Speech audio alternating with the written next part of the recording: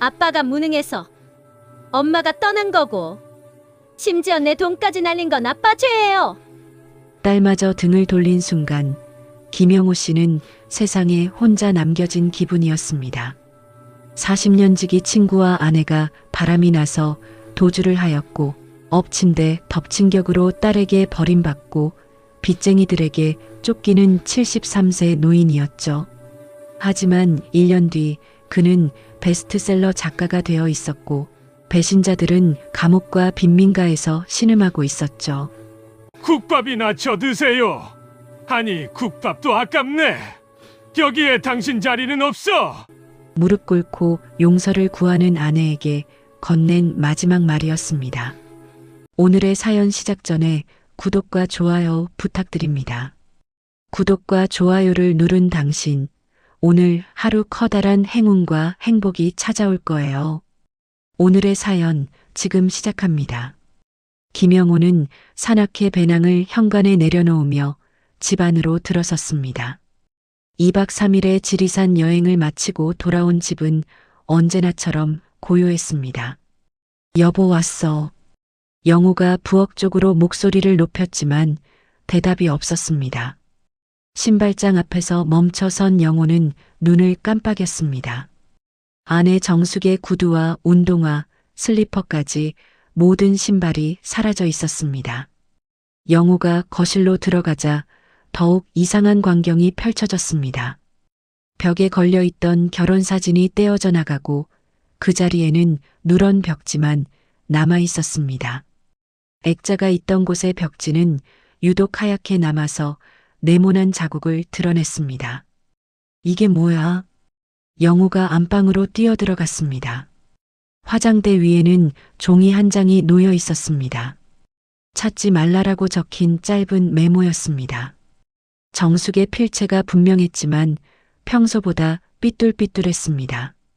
영호가 옷장을 열어젖혔습니다. 정숙의 옷들이 모두 사라져 있었습니다. 폐물함도 통장들도, 그리고 영호의 인감도장이 보관된 작은 금고도 텅 비어 있었습니다. 정수가, 영호가 집 안 곳곳을 뒤지며 아내의 이름을 불렀습니다.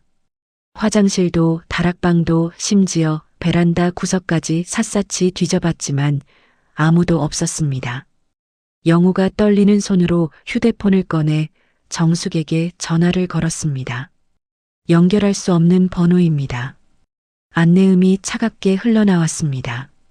영호가 다시 걸어봤지만 똑같은 메시지만 반복됐습니다. 아니야, 뭔가 잘못됐어. 영호가 주소록을 뒤져 40년 지기 친구 최만식에게 전화를 걸었습니다. 만식이라면 분명히 무슨 일인지 알 것 같았습니다. 연결할 수 없는 번호입니다. 똑같은 안내음이었습니다. 영호의 얼굴이 하얗게 질렸습니다. 영호가 급히 옷을 갈아입고 만식의 오피스텔로 향했습니다. 평소 만식이 부동산 중개업을 하던 곳이었습니다. 건물 엘리베이터를 타고 7층에 내린 영호는 만식의 사무실 문 앞에 섰습니다. 유리문 너머로 보이는 사무실은 텅 비어 있었습니다. 책상도 의자도 모두 사라지고 바닥에는 먼지만 쌓여 있었습니다. 아저씨, 혹시 여기 최만식 씨 아세요? 영호가 복도를 지나던 관리인을 붙잡고 물었습니다. 관리인이 고개를 끄덕였습니다. 아, 이틀 전에 나갔어요. 이삿짐 센터도 안 부르고 밤에 혼자서 짐 빼더라고요. 이틀 전이요? 네, 그러게요. 급한 일이 있나 보다 했는데. 영호가 비틀거리며 벽에 등을 기댔습니다. 이틀 전이면 자신이 산악회 여행을 떠난 바로 그날이었습니다. 영호가 인근 지구대로 달려갔습니다. 실종 신고를 하려고 왔습니다. 경찰관이 영호를 위아래로 훑어봤습니다. 누가 실종되셨나요? 제 아내하고 친구입니다. 언제부터 연락이 안 되세요? 오늘 집에 와보니까 아내가 없어졌어요. 친구도 연락이 안 되고. 경찰관이 고개를 저었습니다. 성인이 제 발로 나간 것 같은데요. 위급한 상황이라는 증거가 있나요? 그게 아니라 뭔가 이상해요. 신발도 옷도 다 가져가고. 혹시 가출이나 별거는 아닐까요? 부부싸움 같은 거 없으셨어요? 영호가 머리를 감쌌습니다. 경찰조차 제대로 들어주지 않았습니다. 영호가 은행으로 뛰어갔습니다. 창구 직원에게 통장 정리를 요청하자 직원의 얼굴이 굳어졌습니다. 고객님, 며칠 전에 부인께서 오셔서 모든 예금과 적금을 해지하셨는데요. 뭐라고요? 위임장과 인감을 가져오셔서 현금으로 찾아가셨습니다. 총 2억 3천만 원 정도였어요. 영호의 다리에 힘이 빠졌습니다. 혹시 혼자 오셨나요? 직원이 잠시 생각하더니 말했습니다. 아니요, 남자분이 함께 계셨어요. 나이 비슷한 분이었는데 부인께서 아주 즐거워하시더라고요. 즐거워했다고요? 네, 두 분이 웃으면서 얘기하시는 게 보기 좋았어요. 영호가 은행을 나와 허공을 바라봤습니다. 모든 퍼즐 조각이 맞춰지기 시작했습니다. 영호가 동네 편의점에서 CCTV 확인을 부탁했습니다. 며칠 전 영상을 돌려보니 정숙과 만식이 여행 가방을 끌고 함께 걸어가는 모습이 선명했습니다. 두 사람은 손을 잡고 공항 리무진 정류장으로 향했습니다. 영호가 그 자리에 주저앉았습니다. 아스팔트 바닥이 차갑게 느껴졌습니다. 집으로 돌아온 영호는 대문 앞에 붙은 빨간 종이들을 발견했습니다. 빚 독촉장이었습니다. 연대보증, 사채, 온갖 채권 회사들의 독촉장이 대문을 뒤덮고 있었습니다. 이웃들이 영호를 힐끔거리며 수군댔습니다. 아내가 친구랑 바람나서 도망갔다더라. 그것도 남편 돈 다 들고서 평생 바보처럼 산 결과지. 영호가 텅 빈 거실에 털썩 앉았습니다. 발밑에는 결혼사진 액자의 유리 조각들이 반짝였습니다. 영호가 조각을 하나 집어들었습니다. 자신과 정숙이 환하게 웃고 있는 사진 한 구석이었습니다. 이 모든 게 계획이었구나. 영호가 유리 조각을 바닥에 내던졌습니다. 쨍그랑 소리가 적막한 집안에 울려 퍼졌습니다. 다음 날 아침 9시 영호의 휴대폰이 요란하게 울렸습니다. 딸 민지에게서 온 전화였습니다. 아빠, 무슨 일이에요? 엄마가 왜 전화를 안 받아요? 영호가 목이 메어 한참 말을 못했습니다. 민지야, 아빠 집으로 좀 와라. 왜요? 무슨 일인데요? 와서 얘기하자. 1시간 뒤 민지가 현관문을 열고 들어섰습니다. 민지는 신발장을 보더니 고개를 갸우뚱했습니다. 엄마 신발이 왜 다 없어요? 영호가 어제 일어난 모든 일을 차근차근 설명했습니다. 정숙의 실종, 만식과의 도주, 통장 해지, 모든 것을. 민지의 얼굴이 점점 굳어졌습니다. 지금 농담하는 거죠? 민지야, 아빠가 이런 일로 농담을 하겠니? 민지가 갑자기 가방에서 서류를 꺼냈습니다. 부동산 등기부등본부터 확인해봐요. 민지야, 지금 그런 게 중요한 게 아니라. 아빠, 이게 제일 중요해요. 민지가 인터넷으로 등기부등본을 뽑더니 얼굴이 새하얗게 변했습니다. 집도 근저당 잡혀 있네요. 통장 잔고는 얼마나 남았어요? 영호가 털어놓자 민지가 머리를 감쌌습니다. 아빠, 인감을 왜 엄마한테 맡겨놨어요? 그게 부부인데 뭘 그렇게. 부부라고요? 사람을 너무 믿으셨네요. 민지의 목소리가 점점 날카로워졌습니다. 제 유산은 어떻게 되는 거예요? 엄마가 다 가져간 거예요? 민지야, 지금은 내 엄마 걱정을 해야 하는 거 아니니? 엄마 걱정이요? 엄마는 멀쩡히 남자친구랑 여행 다니는데요. 민지가 소리를 질렀습니다. 이 모든 게 아빠 책임이에요. 아빠가 무능해서 엄마가 떠난 거고 아빠가 바보라서 내 돈까지 다 날린 거라고요. 영호가 딸의 차가운 말에 움츠러들었습니다. 그리고 앞으로 부양 의무 같은 거 기대하지 마세요. 저도 살기 바빠요. 민지가 가방을 들고 현관으로 향했습니다. 민지야, 제발. 연락하지 마세요. 쾅, 현관문이 거칠게 닫혔습니다.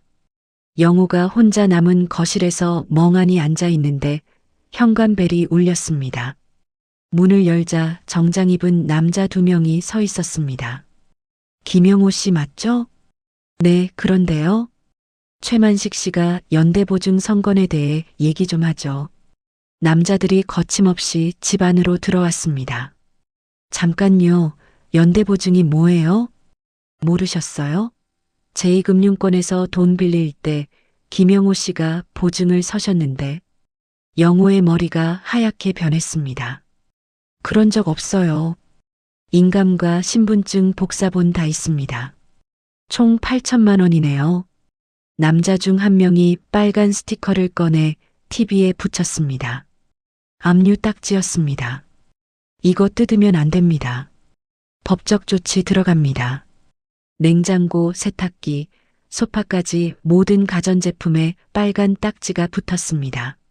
3일 안에 연락 주세요. 안 그러면 더 곤란해집니다. 남자들이 나간 뒤 영호는 안방으로 들어가 문을 걸어 잠갔습니다. 바깥에서는 채권 추심원들의 고함 소리가 계속 들려왔습니다. 김영호, 나와요. 숨어봤자 소용없어. 영호가 이불을 뒤집어 쓰고 몸을 웅크렸습니다. 이틀째 되는 날 영호는 냉장고에 남은 반찬으로 끼니를 때웠습니다. 모든 카드가 정지되어 밖에 나갈 수도 없었습니다. 영호가 서랍에서 만식과 함께 찍은 낚시 사진을 꺼냈습니다. 사진 속 만식은 환하게 웃으며 낚싯바늘을 묶어주고 있었습니다. 이 웃음도 가짜였구나. 영호가 라이터를 켜고 사진에 불을 붙였습니다. 사진이 타들어가며 만식의 얼굴이 까맣게 변했습니다. 밤이 되자 영호는 약장에서 수면제를 꺼냈습니다. 한 줌 가득 손바닥에 쏟아놓고 물컵을 들었습니다. 이렇게 끝내면 편할 텐데. 하지만 약을 입에 넣으려던 영호의 손이 떨렸습니다. 아니야, 이러면 저놈들만 좋아해. 영호가 수면제를 변기에 쏟아버렸습니다. 죽을 순 없어. 저놈들을 찾아야 해. 영호가 거울 속 자신을 바라봤습니다. 수염은 덥수룩하고 옷은 구겨져 있었습니다. 마치 노숙자 같은 몰골이었습니다. 하지만 영호의 눈에는 포기하지 않겠다는 의지가 불타오르고 있었습니다. 영호가 짐 가방 하나를 챙겨 들었습니다. 추심원들이 올 새벽 시간을 피해 집을 나서야 했습니다. 현관문을 조심스럽게 열고 나선 영호는 어둠 속으로 사라졌습니다. 뒤돌아본 집은 이미 남의 집처럼 낯설었습니다. 사건 발생 2주 뒤 영호는 시내 찜질방 휴게실에서 라면을 먹고 있었습니다. 며칠째 이곳에서 몸을 의탁하며 하루하루를 버티고 있었습니다. 김영호 씨 맞죠? 뒤에서 누군가 영호를 불렀습니다. 돌아보니 정장을 입은 중년 남성이 서 있었습니다. 저는 강력계 이재준 형사입니다.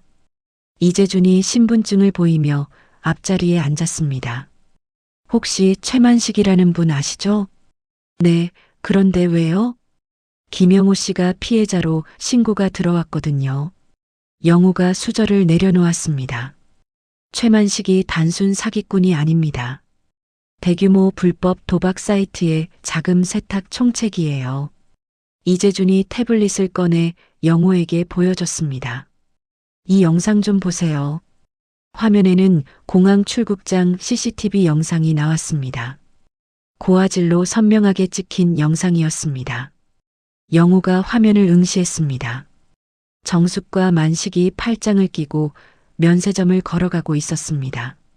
정숙은 겁에 질린 모습이 아니라 환하게 웃으며 쇼핑백을 들고 있었습니다. 부인께서 협박당한 게 아니네요. 영호의 가슴이 무너져 내렸습니다. 마지막까지 품고 있던 희망조차 산산조각 났습니다. 저 여자는 내 아내가 맞나요? 신원 확인 결과 박정숙 씨 맞습니다. 이재준이 영상을 계속 돌렸습니다. 정숙이 만식의 목에 팔을 두르고 키스하는 장면까지 나왔습니다. 영우가 고개를 떨궜습니다. 얼마나 오래된 관계인지 아세요? 정확하진 않지만 최소 1년은 넘은 것 같습니다. 1년. 영우가 허탈하게 웃었습니다. 김영호 씨, 그런데 문제가 있어요. 이재준의 표정이 심각해졌습니다. 최만식이 해외로 빼돌린 자금이 김영호 씨 회사 법인 계좌를 통해 세탁됐어요. 뭐라고요? 공범 혐의를 벗으려면 김영호 씨가 몰랐다는 증거가 필요해요. 영우가 머리를 쥐어뜯었습니다. 피해자인 줄 알았는데 이제는 공범 취급을 받고 있었습니다. 혹시 최만식이 평소에 이상한 얘기를 한 적 없나요? 돈 관련해서요. 영우가 잠시 생각하더니 가방을 뒤졌습니다. 구겨진 낡은 수첩 하나를 꺼냈습니다. 이거라도 도움이 될까요? 이재준이 수첩을 받아 들여다봤습니다. 수첩에는 만식이 술자리에서 흘린 숫자들과 사람 이름들이 빼곡히 적혀 있었습니다. 이거 언제 적으신 거예요? 만식이가 술 먹고 이상한 얘기를 할 때마다 적어뒀어요. 사업 참고용으로요. 이재준의 눈이 반짝였습니다. 김영호 씨, 이거 대단한 자료네요. 그래요? 여기 적힌 사람들이 다 최만식 조직원들이에요. 계좌번호까지 있고. 이재준이 수첩을 사진으로 찍었습니다. 이 자료로 국내 잔존 조직을 다 잡을 수 있어요. 영우가 처음으로 희망적인 표정을 지었습니다. 그럼 제가 공범이 아니라는 걸 증명할 수 있나요? 네, 오히려 수사에 결정적 도움을 주신 협력자죠. 일주일 뒤 뉴스에서는 대대적인 보도가 나왔습니다. 70대 노인 황혼 로맨스 사기가 아닌 기업형 자금 세탁 사건으로 방향이 바뀌었습니다. 영우는 경찰서에서 참고인 조사를 받았습니다. 만식이가 평소에 어떤 사람들과 만났는지 자세히 말씀해 주세요. 영우가 기억나는 모든 것을 진술했습니다. 만식의 수상한 전화 통화, 갑자기 생긴 큰돈, 이상한 손님들. 조사 과정에서 정숙이 출국 직전 친구에게 보낸 문자 메시지가 공개됐습니다. 이제 지긋지긋한 짠돌이 영감에게서 해방이야. 드디어 호강하며 살 수 있어. 영우가 그 내용을 듣고 주먹을 불끈 쥐었습니다. 형사님, 저 사람들 언제 잡힐까요? 시간 문제입니다. 이미 국제공조수사 요청을 했어요. 반드시 잡아주세요. 영우가 간곡히 부탁했습니다. 김영호 씨가 제공해 주신 자료 덕분에 가능한 일이에요. 이재준이 영우의 어깨를 두드렸습니다.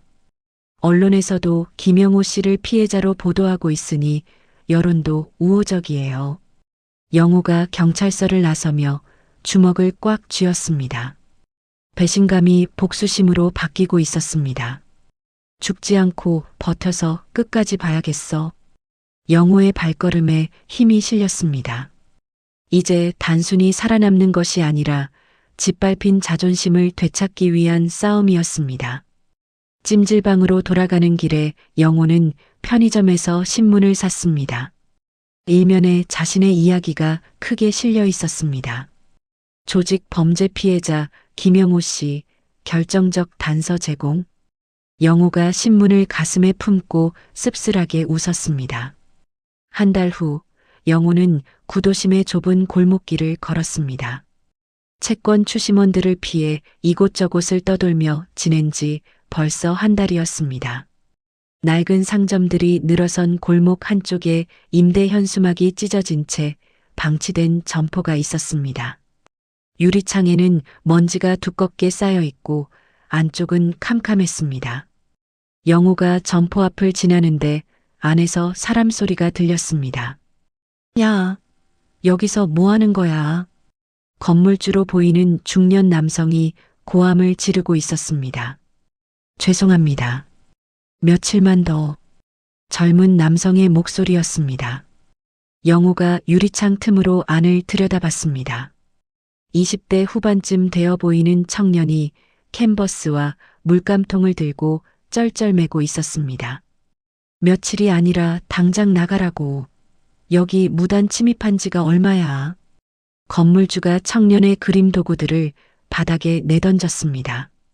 아저씨, 잠깐만요. 영우가 점포 안으로 들어갔습니다. 누구세요? 건물주가 영우를 노려봤습니다. 이 가게 임대하고 싶은데요. 임대요? 이 쓰레기장을요? 건물주가 코웃음을 쳤습니다. 영우가 주변을 둘러봤습니다. 벽지는 벗겨지고 바닥은 곰팡이 투성이었지만 구조는 나쁘지 않았습니다. 제가 직접 수리하고 관리할게요. 대신 보증금 없이 월세만 후불로 낼 수 있을까요? 후불요? 말도 안 되는 소리 하지 마세요.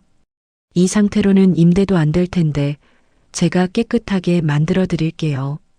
건물주가 잠시 생각하더니 입을 열었습니다. 보증금 없이요? 그럼 사업자 등록은 어떻게 할 건데요? 영우가 바닥에 웅크리고 있던 청년을 바라봤습니다. 이 친구 명의로 하면 안 될까요? 청년이 고개를 들었습니다. 깡마른 얼굴에 큰 눈이 인상적이었습니다. 저요? 네, 당신 이름이 뭐예요? 지수. 이지수입니다. 영우가 지수에게 다가갔습니다. 지수 씨, 잘곡과 작업 공간을 줄 테니 제 사업자 명의가 되어줄래요? 지수가 망설였습니다.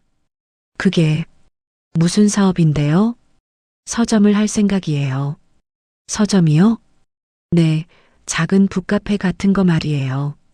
건물주가 끼어들었습니다. 그럼 이 청년 명의로 계약하고 월세는 30만 원에 3개월 후불이에요. 영우가 고개를 끄덕였습니다. 좋습니다. 계약을 마친 뒤 건물주가 나가고 영우와 지수만 남았습니다. 아저씨, 정말 괜찮은 거예요? 저 같은 사람이랑. 괜찮아요. 대신 열심히 도와주세요. 영우가 지수에게 미소를 지었습니다. 그런데 돈은 있으세요? 지수가 걱정스럽게 물었습니다. 조금 있어요. 영우는 지수에게 말하지 않았지만 비밀 자금이 하나 있었습니다. 수십 년 전 집 마당 감나무 밑에 묻어둔 비상금이었습니다. 그날 밤 영우는 몰래 옛집으로 갔습니다. 다행히 추심원들은 보이지 않았습니다. 영우가 마당 구석 감나무 밑을 삽으로 팠습니다. 한참을 파니 비닐로 꽁꽁 쌓인 항아리가 나왔습니다. 항아리 안에는 현금 500만 원이 고스란히 들어 있었습니다. 아내도 모르는 영우만의 비상금이었습니다. 이걸로 시작해보자. 영우가 돈다발을 가슴에 품었습니다. 다음 날부터 영우와 지수는 점포 정리에 들어갔습니다. 영우는 철물점에서 자재를 사와 바닥을 뜯고 벽지를 갈아붙였습니다. 아저씨, 제가 도와드릴게요. 지수가 페인트 붓을 들고 벽을 칠했습니다. 고마워요. 영우가 땀을 닦으며 말했습니다. 며칠 동안 두 사람은 아침부터 밤까지 일했습니다. 지수는 영우가 일하는 모습을 스케치북에 그렸습니다. 아저씨, 왜 서점을 하려고 하세요? 예전부터 꿈이었어요. 책 읽기 좋아해서요. 영우가 벽에 페인트 칠을 하며 답했습니다. 멋있네요. 지수가 믹스커피를 타서 영우에게 건넸습니다. 고마워요. 영우가 처음으로 편안한 미소를 지었습니다. 만식과 정숙이 없는 미래를 그려보기 시작했습니다. 여기 이름을 뭐로 할까요? 지수가 물었습니다. 글쎄요. 두 번째 페이지는 어때요? 두 번째 페이지요? 네. 인생의 첫 번째 페이지는 찢어졌지만 두 번째 페이지는 우리가 새로 쓰는 거예요. 지수가 눈을 반짝였습니다. 좋아요. 공사가 끝난 날 밤 두 사람은 새로 깐 바닥에 누워 천장을 바라봤습니다. 곰팡이 냄새 대신 새 페인트와 목재 냄새가 공간을 채웠습니다. 아저씨, 정말 새 출발 같아요. 지수가 말했습니다. 그래요, 정말로요. 영우가 처음으로 푹 잠이 들었습니다. 악몽 대신 평온한 꿈을 꿨습니다. 오픈 당일 영우는 새벽부터 분주하게 움직였습니다. 어젯밤 지수가 정리해 놓은 책들을 마지막으로 점검했습니다. 아저씨, 준비 다 됐어요. 지수가 카운터 뒤에서 환하게 웃었습니다. 그래, 이제 문을 열어보자. 영우가 두 번째 페이지라고 적힌 간판을 바라보며 깊게 숨을 들이쉬었습니다. 오전 10시 첫 손님이 들어왔습니다. 근처에 사는 아주머니였습니다. 어머, 여기 언제 생겼어요? 오늘 오픈했어요. 천천히 구경하세요. 영우가 정중하게 인사했습니다. 아주머니가 책장을 둘러보더니 감탄했습니다. 와, 정말 예쁘게 꾸며놓으셨네요. 지수가 며칠 전부터 SNS에 올린 인테리어 사진들 때문에 오후부터는 젊은 손님들이 몰려들기 시작했습니다. 여기 진짜 분위기 좋다. 사진 찍어도 돼요? 지수가 능숙하게 손님들을 응대했습니다. 영우는 손님들에게 책을 추천해 주었습니다. 이 책 어떤가요? 중년 남성이 소설 한 권을 들고 물었습니다. 아, 그건 정말 좋은 책이에요. 제가 어려울 때 읽고 힘이 많이 됐거든요. 영우가 진심 어린 목소리로 설명했습니다. 그럼 이걸로 할게요. 첫날 매출이 생각보다 괜찮았습니다. 현금 결제와 지수명의 계좌로 들어오는 돈이었기에 추심원들 걱정은 없었습니다. 일주일 뒤 서점은 동네 명소가 되어 있었습니다. 지수의 SNS 마케팅과 영호의 친근한 서비스가 입소문을 탔습니다. 사장님, 오늘도 왔어요. 단골 대학생이 들어오며 인사했습니다. 어서 와요. 오늘은 뭘 읽을 거예요? 영우가 반갑게 맞았습니다. 매출이 안정되자 영우는 급한 사채 이자부터 갚기 시작했습니다. 채권자들의 독촉 전화도 점점 줄어들었습니다. 그러던 어느 날 서점 문이 열리며 낯익은 얼굴이 들어왔습니다. 딸 민지였습니다. 아빠, 민지가 놀란 표정으로 서점을 둘러봤습니다. 민지야, 어떻게 여기를? SNS에서 봤어요. 설마 했는데 정말 아빠였네요. 민지가 카운터 쪽을 힐끔거리며 말했습니다. 장사 잘 되는 것 같네요. 그럭저럭요. 영우가 냉담하게 답했습니다. 아빠, 그동안 미안했어요. 너무 매정하게 굴었죠? 민지가 어색하게 웃었습니다. 손님 아니면 나가세요. 영우가 차갑게 말했습니다. 아빠, 여기는 제 가게입니다. 장사하는 곳이에요. 영우가 돌아서서 책 정리를 시작했습니다. 민지가 서운한 표정으로 나갔습니다. 며칠 뒤 이재준 형사가 서점에 들렀습니다. 사업 잘 되시네요. 형사님, 무슨 소식이라도 있나요? 최만식이 필리핀 도박장에서 큰 돈을 잃었답니다. 조직 내에서 입지도 많이 좁아졌고요. 영우가 고개를 끄덕였습니다. 조만간 잡힐 거예요. 한 달 뒤 지수가 서점 수익으로 작은 개인전을 열게 됐습니다. 전시회 한켠에서 영우가 축사를 했습니다. 지수는 제게 새로운 희망을 준 친구입니다. 영우가 마이크를 잡고 말했습니다. 저도 지수 덕분에 다시 살 수 있었어요. 박수가 쏟아졌습니다. 영우는 친딸에게도 느껴본 적 없는 뿌듯함을 느꼈습니다. 서점은 날마다 발전했습니다. 영우는 다락방에서 생활하며 규칙적인 일상을 되찾았습니다. 얼굴에는 여유와 웃음이 돌아왔습니다. 그러던 어느 날 배달된 등기 우편에 충격적인 내용이 들어 있었습니다. 이 지역 일대가 대규모 상업지구로 재개발된다는 고시문이었습니다. 이게 뭐야? 영우가 서류를 다시 읽어봤습니다. 아저씨, 이거 진짜예요? 지수가 불안한 표정으로 물었습니다. 그런 것 같아. 영우의 얼굴이 어두워졌습니다. 이제 막 자리 잡은 터전을 또다시 빼앗길 위기였습니다. 저녁 뉴스에서는 재개발 관련 보도가 나왔습니다. 이번 재개발은 막대한 자금력을 바탕으로 허가가 신속하게 처리됐습니다. 리포터의 목소리가 의미심장했습니다. 영호가 리모컨을 꽉 쥐었습니다. 평온했던 일상이 다시 흔들리기 시작했습니다.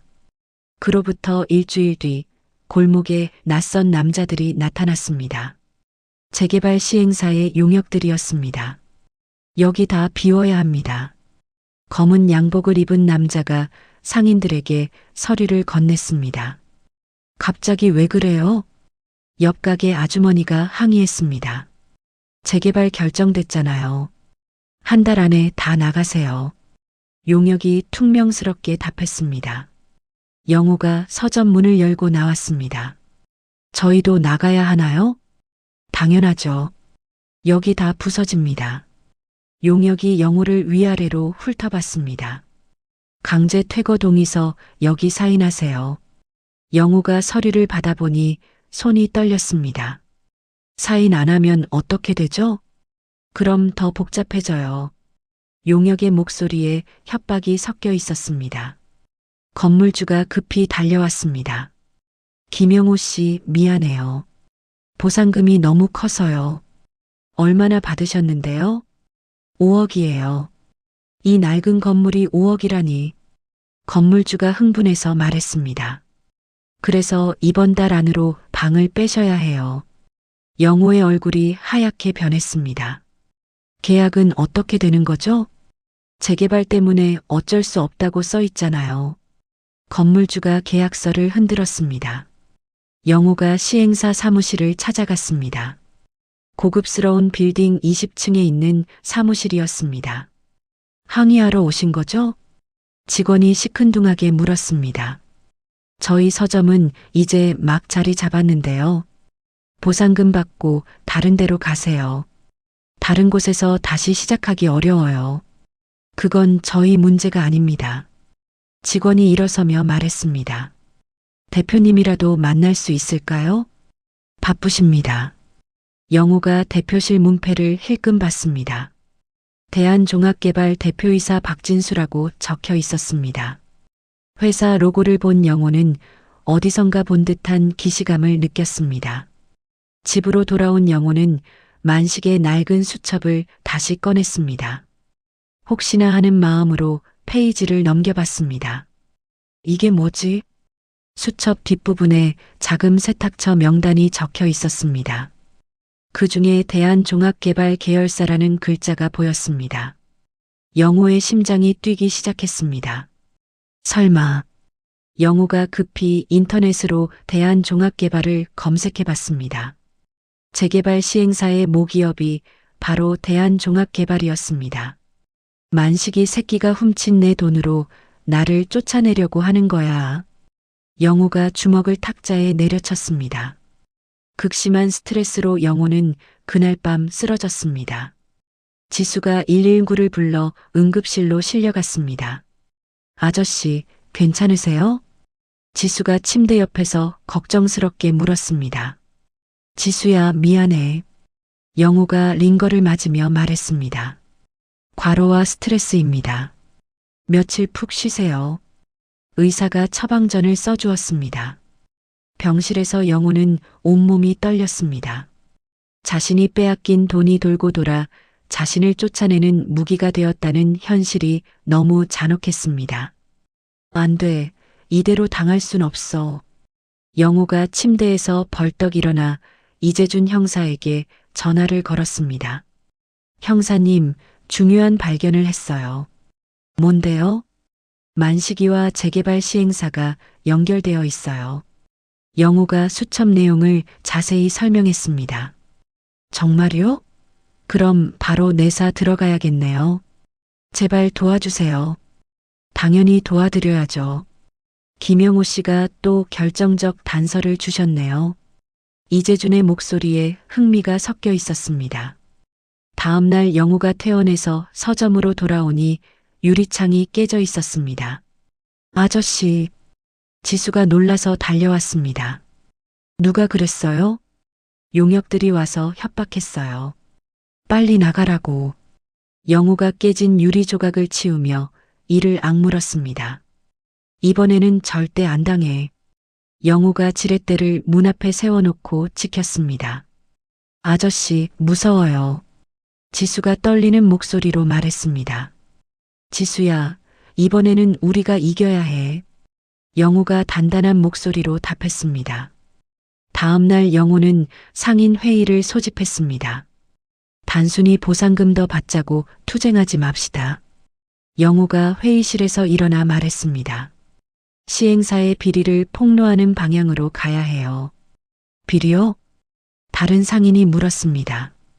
네, 이 재개발 자금이 불법 도박 자금이에요. 영호가 증거를 보여주었습니다. 상인들의 표정이 진지해졌습니다. 그럼 우리가 이길 수 있다는 얘기네요? 네, 반드시 이겨야 합니다. 영호의 눈에 복수의 불꽃이 타올랐습니다. 만식에게 당한 배신이 오히려 그들의 숨통을 끊을 무기가 되었습니다. 다음 날 오후 영호는 이재준 형사를 만나기 위해 경찰서로 향했습니다. 가방 안에는 만식의 수첩 원본과 과거 회사 거래 내역이 들어 있었습니다. 형사님, 이거 다 가져가세요. 영호가 서류 뭉치를 형사 앞에 내려놓았습니다. 와, 정말 많네요. 이재준이 서류들을 하나씩 살펴봤습니다. 이 계좌 거래 내역이 결정적이에요. 자금 흐름이 다 나와 있거든요. 고맙습니다. 이걸로 확실한 증거를 잡을 수 있어요. 한편 지수는 서점에서 용역들의 협박 장면을 휴대폰으로 촬영하고 있었습니다. 야, 촬영하지 마. 용역이 지수에게 소리쳤습니다. 이거 다 생중계하는 거예요. 지수가 유튜브 라이브를 켜고 실시간으로 방송했습니다. 지금 재개발 용역들이 선량한 상인들을 협박하고 있습니다. 댓글이 쏟아지기 시작했습니다. 이게 뭐야? 조폭들 아니야? 완전 불법이네. 시청자 수가 급격히 늘어났습니다. 할아버지, 인터뷰 좀 해주세요. 지수가 영호에게 카메라를 돌렸습니다. 저희는 정당하게 장사하고 있습니다. 그런데 갑자기 나가라고 해요. 영호가 차분하게 말했습니다. 시행사 자금이 불법 도박 자금이라는 증거도 있습니다. 라이브 방송은 순식간에 화제가 됐습니다. 조회수가 10,000명을 넘어섰습니다. 할아버지 응원합니다. 악질업체 박멸해야 해 기사 쓸게요. 다음 날 아침 검찰이 대한종합개발에 정격 압수수색을 실시했습니다. 수사기관입니다. 영장 제시하니까 협조하세요. 검사들이 회사 곳곳을 뒤졌습니다. 대표 박진수가 긴급 체포됐습니다. 무슨 혐의인지 말해주세요. 박진수가 수갑을 찬 채 소리쳤습니다. 자금 세탁과 부정한 재개발 추진 혐의입니다. 저녁 뉴스에서 대대적으로 보도됐습니다. 재개발 자금의 원천이 해외 범죄 조직의 불법 수익으로 밝혀졌습니다. 앵커가 심각한 표정으로 말했습니다. 이에 따라 재개발 인가가 전면 취소됐습니다. 영호와 지수가 서점에서 뉴스를 지켜봤습니다. 아저씨, 우리가 이긴 거예요. 지수가 기뻐서 뛰었습니다. 그래, 이겼어. 영호도 환하게 웃었습니다. 한 주 뒤 이재준 형사가 서점에 들렀습니다. 좋은 소식이 있어요. 뭔가요? 최만식이 현지 경찰에 체포됐어요. 영호의 눈이 반짝였습니다. 정말요? 조직이 와해되면서 신변이 노출됐거든요. 곧 국내로 송환될 예정이에요. 박정숙은 어떻게 됐나요? 그 여자는 버림받아서 현지에서 빈민가 생활 중이라고 하네요. 영호가 씁쓸하게 웃었습니다. 건물주가 서점으로 찾아왔습니다. 김영호 씨, 정말 죄송합니다. 건물주가 고개를 숙였습니다.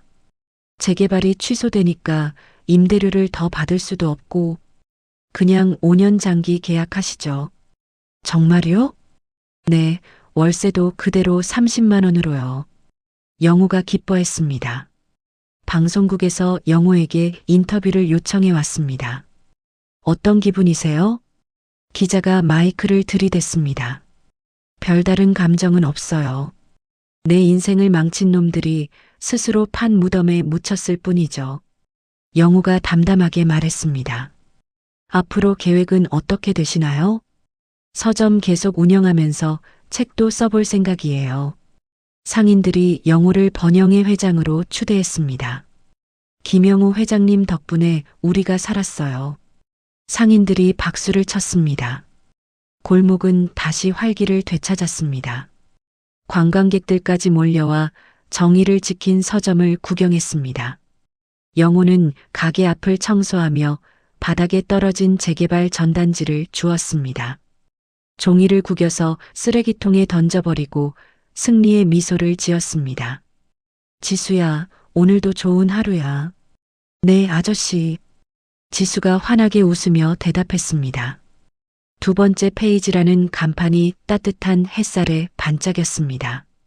영호의 새로운 인생이 본격적으로 시작되고 있었습니다. 1년 후 영호에게 교도소에서 면회 신청서가 도착했습니다. 최만식이 국내로 송환되어 수감 생활을 하고 있었습니다. 아저씨, 정말 가실 거예요? 지수가 걱정스럽게 물었습니다. 응, 마지막으로 봐야겠어. 영호가 면회 신청서를 가방에 넣었습니다. 교도소 면회실에서 영호는 유리병 너머로 만식을 마주했습니다. 휠체어에 앉은 만식은 초라한 노인의 모습이었습니다. 영호야. 만식이 눈물을 흘리며 말했습니다. 한 번만 용서해줘. 내가 정신이 나갔었어. 용서요? 영호가 차갑게 웃었습니다. 만식 씨, 당신은 내 친구가 아니었어요. 내 인생의 오답이었을 뿐이에요. 영호야, 제발. 40년이 모두 거짓이었잖아요. 영호가 자리에서 일어났습니다. 잘 있어요. 다신 만나지 맙시다. 영호가 돌아서서 면회실을 나갔습니다. 뒤에서 만식의 울음소리가 들렸지만 돌아보지 않았습니다. 어느 비오는 저녁, 서점에 손님이 들어왔습니다. 허름한 차림의 여자였습니다. 영호가 고개를 들어보니 정숙이었습니다. 몰골이 말이 아니었습니다. 영호야. 정숙이 무릎을 꿇고 영호 앞에 엎드렸습니다. 제발 받아줘.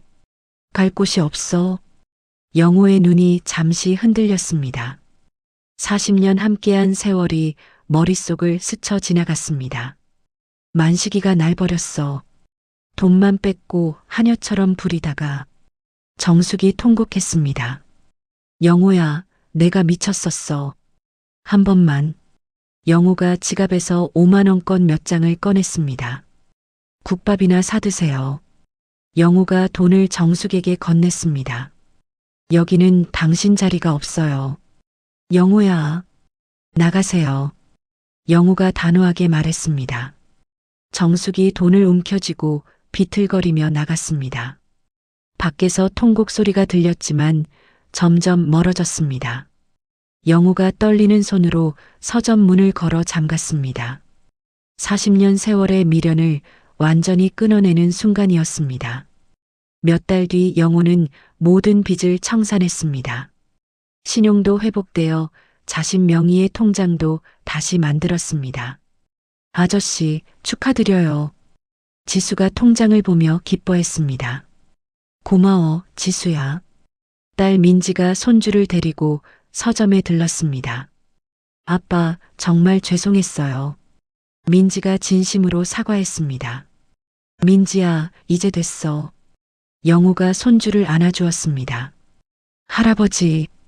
손주가 영호를 향해 팔을 벌렸습니다. 영호는 적당한 거리를 유지하며 가족과의 관계를 회복해 갔습니다. 서점 한켠에는 영호가 직접 쓴 에세이가 놓여 있었습니다. 제목은 두 번째 페이지였습니다. 아저씨 책이 베스트셀러래요. 지수가 신문을 들고 뛰어왔습니다. 정말? 네. 출판사에서 사인회도 하자고 해요. 영호의 이야기는 많은 사람들에게 희망을 주었습니다. 배신당하고 절망했지만 다시 일어선 노인의 이야기였습니다. 화창한 어느 오후 영호는 서점 테라스에 앉아 있었습니다. 노트북을 열고 새로운 책의 첫 문장을 써내려갔습니다.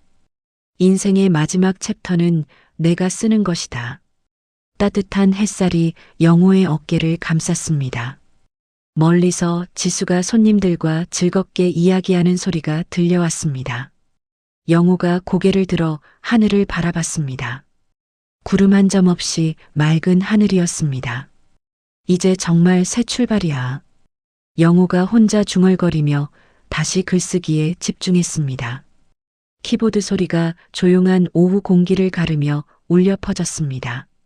두 번째 페이지의 간판이 바람에 살랑거렸습니다. 영호의 새로운 인생이 평온하게 흘러가고 있었습니다. 김영호 씨의 이야기는 이렇게 마무리됩니다. 73세에 인생의 모든 것을 잃었던 한 남자가 결국 그 배신을 발판 삼아 더 큰 행복을 찾아낸 이야기였습니다. 40년 우정도 40년 결혼 생활도 모두 거짓이었지만 그 폐허 속에서 진짜 소중한 것들을 발견했죠. 때로는 인생의 가장 큰 배신이 새로운 시작의 신호일 수도 있습니다. 김영호 씨처럼 말이죠. 그는 두 번째 페이지라는 서점에서 진짜 가족 같은 지수를 만났고 자신의 이야기를 책으로 써서 많은 사람들에게 희망을 전했습니다. 배신자들은 스스로 판 무덤에 묻혔고 김영호 씨는 여전히 따뜻한 햇살 아래서 새로운 이야기를 써내려가고 있습니다. 인생의 마지막 챕터는 정말로 자신이 쓰는 것이라는 걸 증명하면서 말이죠. 이야기를 끝까지 들어주신 분이 계시다면 잘 들었다고 댓글 하나만 남겨주세요. 감사합니다.